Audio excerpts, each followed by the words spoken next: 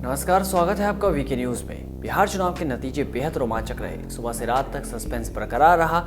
कड़ी टक्कर में एनडीए की जीत हुई और महागठबंधन का लालटेन बुझ गया। शायद तेल रिस गया होगा। एनडीए को 125 सीट मिली और महागठबंधन को 110। लेकिन इन सबके बीच कुछ ऐसे नाम थे जिनकी चर्चा तो खूब हुई।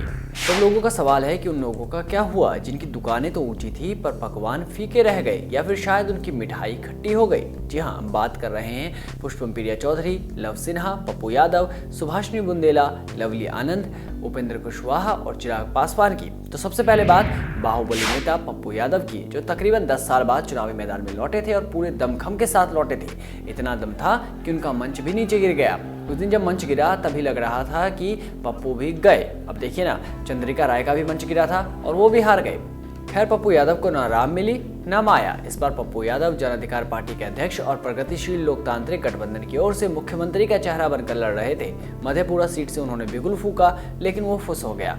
पप्पू यादव को 26,462 वोट ही मिले। वो तीसरे नंबर पर रहे। इस सीट पर आरजेडी के चंद्रशेखर ने जीत दर्ज की। अब बात मुख्यमंत्री के चेहरे की हो रही है तो काली ड्रेस वाली और लंदन से पढ़कर आई पुष्पम प्रिया चौधरी को कैसे भूल सकते हैं, जिन्होंने रातों रात अपने आप को मुख्यमंत्री पद के लिए अपना नाम घोषित कर दिया था। प्लूरल्स पार्टी की पुष्पम प्रिया चौधरी को 2 सीटों पर यानी बांकीपुर और बिस्पी से चुनाव लड़ रही थी। पुष्पम प्रिया ने सुर्खियां तो खूब बटोरी पर वोट नहीं बटोर सकी। ऐसी गत हुई कि बिस्पी में पुष्पम प्रिया को नोटा से भी कम वोट मिले, यानी महज 1509 वोट मिले और बांकीपुर सीट पर पुष्पम को 5189 वोट ही मिले। कुल मिलाकर ये कि दोनों सीटों पर वो जमानत तक नहीं बचा पाई। पुष्पम प्रिया सुर्खियों में ही छाई रह गई। सुर्खियों में तो इस बार शत्रुघ्न सिन्हा के बेटे लव सिन्हा भी थे। ये भी बांकीपुर सीट से चुनाव लड़े थे और 39,036 वोटों से हार गए। कांग्रेस उम्मीदवार लव सिन्हा को 44,032 वोट मिले। इस सीट से बीजेपी के नितिन नवीन विजयी हुए। इस चुनाव में नितिन नवीन को 83,068 वोट मिले। बांकीपुर सीट पर इस बार सबकी नजर थी।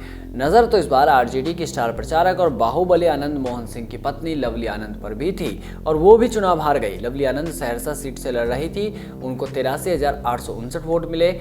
इस सीट से बीजेपी के आलोक रंजन को 1,03,538 वोट मिले। लवली आनंद 19,679 वोटों से हार गई।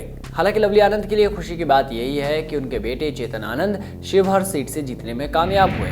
आरजेडी ने बाहुबली की पत्नी पर दाव लगाया और वो हार गई। दाव तो इस बार शरद यादव की बेटी सुभाषिनी बुंदेला पर भी लगा था और वो भी हार गई। अंतिम समय में उन्होंने कांग्रेस ज्वाइन की थी। उन्हें बिहारीगंज सीट से टिकट दिया गया था। हालांकि वो जेडीयू प्रत्याशी निरंजन कुमार मेहता से हार गई। निरंजन कुमार मेहता को कुल 81,531 वोट मिले। वहीं सुभाषिनी बुंदेला को 62,820 लोगों ने ही वोट किया। ये तो नए नवेले नेता थे, पर उपेंद्र कुशवाहा तो ना घर के रहे और ना घाट के। नया प्रयोग करने चले थे पर फेल हो गए। ऐन वक्त पर महागठबंधन को छोड़कर भाग निकले। तीसरा धड़ा बिल्कुल ही विफल हो गया। आपको बता दें, इस बार जो चुनाव में है एनडीए थी, महागठबंधन थी और एक तीसरा धड़ा था जिसमें एआईएम, आईएम, एसपी, बीएसपी सब मिलकर चुनाव लड़ रहे थे। वहीं चिराग पासवान अलग से लड़ रहे थे। चिराग पासवान की बात करें तो उनकी लौ जलते जलते बुझ गई। मात्र एक सीट पर ही संतोष करना पड़ा। ये वो नाम थे जो इस बार सिर्फ चर्चा में ही रहे लेकिन चुनाव नहीं जीत सके।